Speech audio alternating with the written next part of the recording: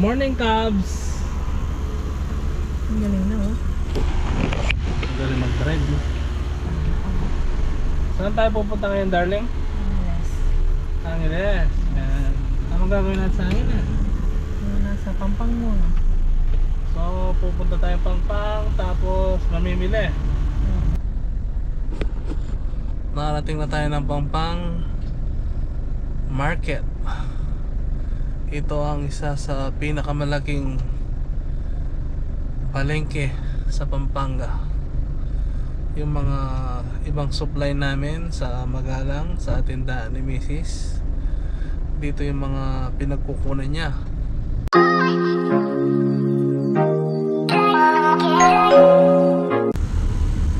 Dadaan pa tayo tindahan? Hindi na. Hindi na, no? Relax na tayo siguro, no? Ha? Relax na tayo. Relax na tayo para mabilis. So mapapayo ko lang sa mga binata dyan bago mag-asawa, kailangan siguraduhin kilatisin muna. Kailangan negosyante ang makuha mo. Katulad ni Boss Apple yan, no? Mahilig mag-business. So tayong mga lalaki, kailangan antabay lang tayo. Kahit may ginagawa tayo, pag sinabing pag-drive mo ako, pagda-drive mo siya. So relax na tayo. Hawakan mo to. Pakita mo yung daan. Ang ganda ng daan dito, oh, sa Magalang. Very walang Sa Quintana. baka may patay. Ginagawa mo! Nakarating na tayo ng Pampang Market. Ito ang isa sa pinakamalaking palengke sa Pampanga. Yung mga ibang supply namin sa Magalang, sa tindahan ni Mrs. Dito yung mga pinagkukunan niya. Yung mga binibenta niyang frozen goods. Yan, medyo mababa kasi sila dito compare sa mga supermarket. Kaya dito kami dumadayo. Sa kasalukuyan, kinakarga na niya yung mga in-order niya. So dapat tayo, nakapokus lang tayo sa pagmamaneho. Yun lang ang role natin dito. Wala tayong alam sa negosyo ni Mrs. Yan. Well, si Mrs. Talagang tumama tayo, no? Hindi tayo tinamaan dahil bukod sa masipag, matyaga. Yan. Meron siyang maliit na negosyo, no, sa palengke. Groceries. Yan. So yung pang araw-araw namin pagkain nakukuha na niya, no? Siya na nagpo-provide. Basta tayo, huwag tayong kukontra. Kung hindi, mapapalo tayo, no? O, tapos na tayo dito. Saan ang second destination natin? Sa Mainchik naman. Ay, kay Nika muna pala. Dito tayo na. Sa bodega. Oo, bodega pa pala. Dito tayo dadaan. No? Dito na Dito. lang. Sige. Dito. Okay. Mamaya na lang, guys. Ginagawa mo! Second destination na natin. Mga plastic ang mga binibili ni bossing dito. Yun yung mga bodega. Alam niyo yung mga bilihan, mga inchik. Siyempre, kailangan be wise. Medyo mas makakamura ka rito. Alam mo naman, ang mga inchik kahit na barya-barya lang yan, kinakagat nila basta marami ang binibili mo. Ganyan sila. Baka ikaw niya naman ni Joe. Ay ta. May bagong bodega na naman pala dito. So, mas mura sa mga bodega. Yan, tips sa mga nagsisimula magnegosyo. Hanapin nyo yung mga bodega. Mas marami kayong matitipid kaysa bibili kayo sa mga supermarket. Yan. At syempre kailangan ng diskarte dyan. Makikisugi ka rin, no?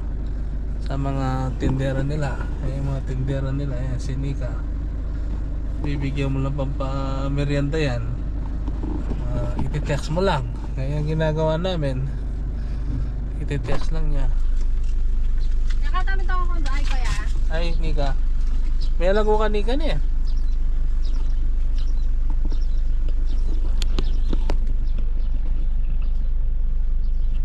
Kumusta yung love life mo, Nika? Okay na, bro. Ay pa. Pwede ka tang happy na eh. Pwede kang masaya.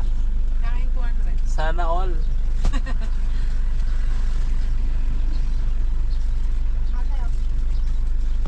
Thank you, Nika.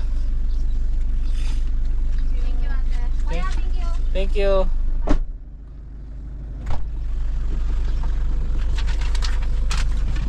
Nakadalawa na tayo. Saan tayo susunod? Sa may inchik. Inchik na naman. Kung saan ka bumili ng mga padlak-padlak. Doon wholesaler din doon, no? Oo. So iba yung wholesaler price kaysa sa mga tingi-tingi by item. So Bibilhin ko yung regalo ni Papa. Hindi ko pa naibigay yung request niyang regalo. So makakatipid ka mga 20 to 30%. Sayang din yun. So let's go! Ginagawa! Nasa Angeles pa rin tayo. Mga murang bilihan, mga sapatos, mga kapote, mga plastic, tape, tawas, lahat. Mga wholesaler rin nandito, mga HPB rin mga ano. Dito kami kumukuha. Yung mga Muslim, dito rin sila kumukuha. Yung nakikita nyo nasa bangke-bangketa. Dito yung supplier nila. Kung gusto makatipid, kailangan tips, hanapin mo yung mga supplier. Yan, ito direct importer ang mga to. So bagsakan talaga sila. Yung mga nagre-retail, kagaya ng mga Muslim, dito kumukuha. Ang isa sa mga kinukuha namin dito yung mga baygon, yung mga pampatay ng mga lamok, mga butiki, yung butiki, pampatay ng mga hipis, yan, yung mga brand na butiki. Maluwang to. Ang stock room nila sa taas.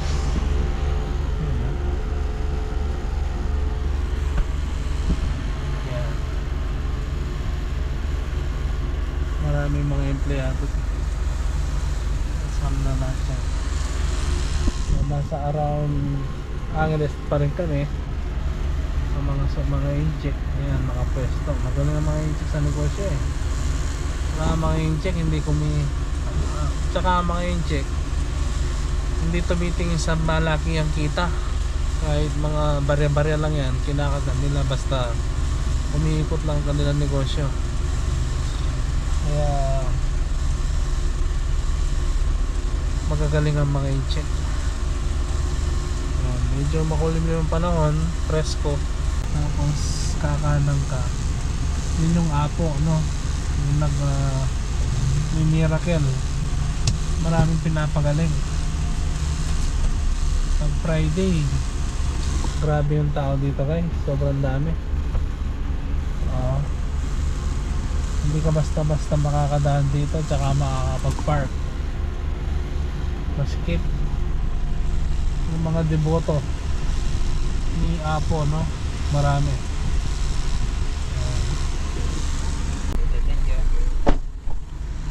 Tapos na tayo dito? Tapos na, doon na tayo.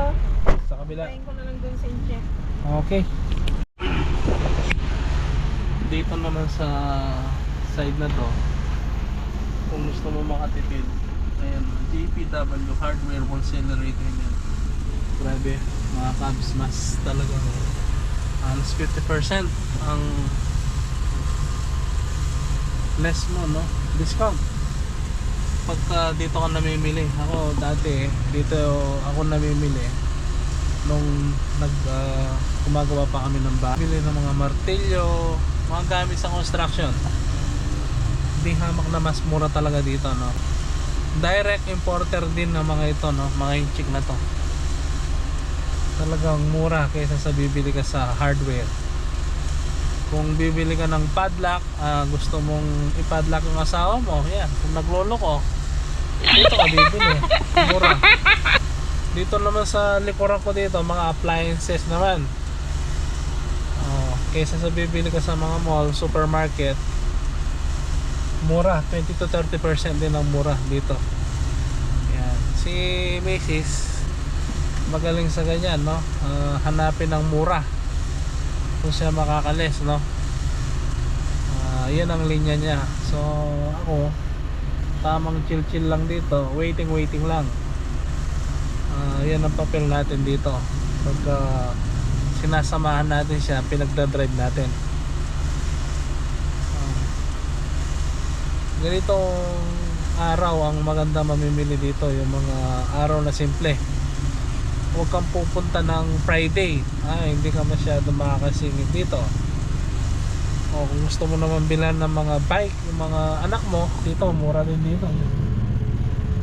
Pick up ang sasakyan mo, all around siya, no? Ayan. Pangkarga na, pang pamilya pa. Masarap mamili pagka alam mo na ano, makakamura ka, makakatipid ka. Medyo mas maganda-ganda ang kita mo compare sa mga bibili ka sa SM tsaka sa mga supermarket, sa mga hardware. Di hamak na mas mura talaga pagka sa inchi ka bumili. Yung mga brand nila, item, parehas lang. Palagay ko dito rin sila kumukuha, no?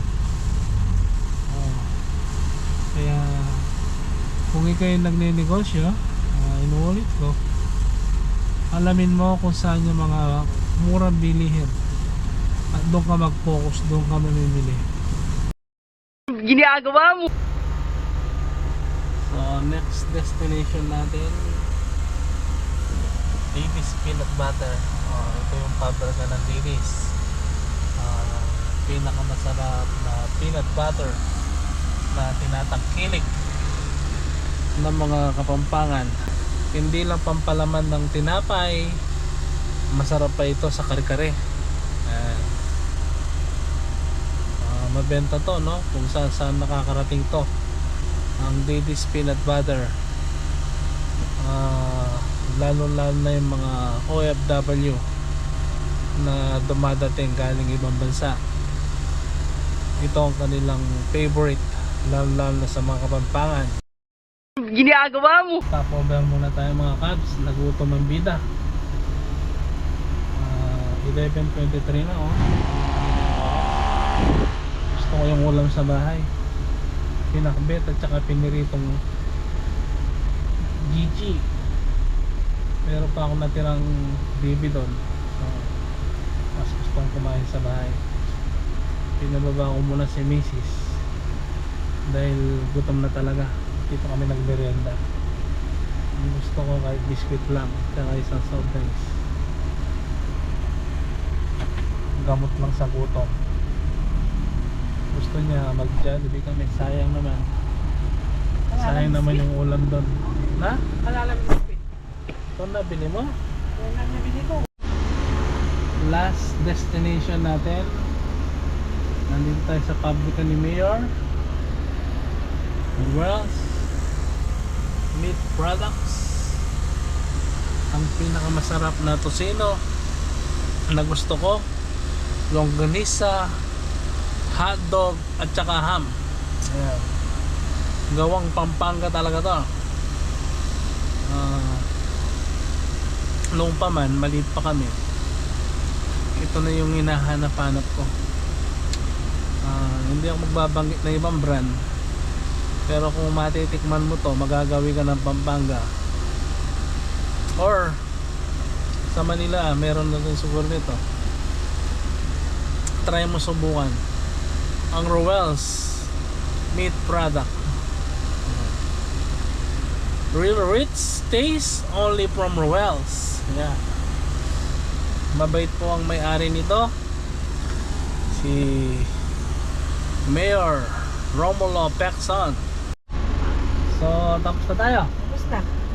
Last destination na to. Palengke na tayo. Palengke na tayo sa Clean up grocery. na rin ang wallet ko. Na-clean up na daw ang wallet niya. Pinabili niya lahat. Yan, ito merienda natin. Piatos lang, tsaka Mountain Dew. Mamaya daw ang libre niya sa ano. Tama ko lang libre mamaya. Libre kita sa... Saan nga, mamaya iniisip niya muna. Isipin ko nga. Sagutan. Nakarating na tayo sa destination natin. Dinidiskarga na ni Romel ang mga paninda. Andito tayo sa gilid ng kalsada. Malapit lang naman sa highway ang pwesto natin. Dito lang sa bungad. Ayan, malapit sa Lotto. Kaya pinagpala tayo.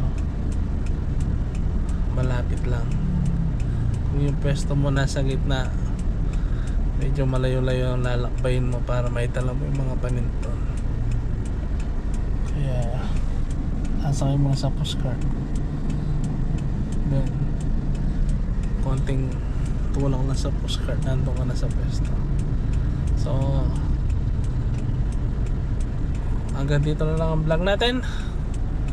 See you sa susunod na vlog. Au!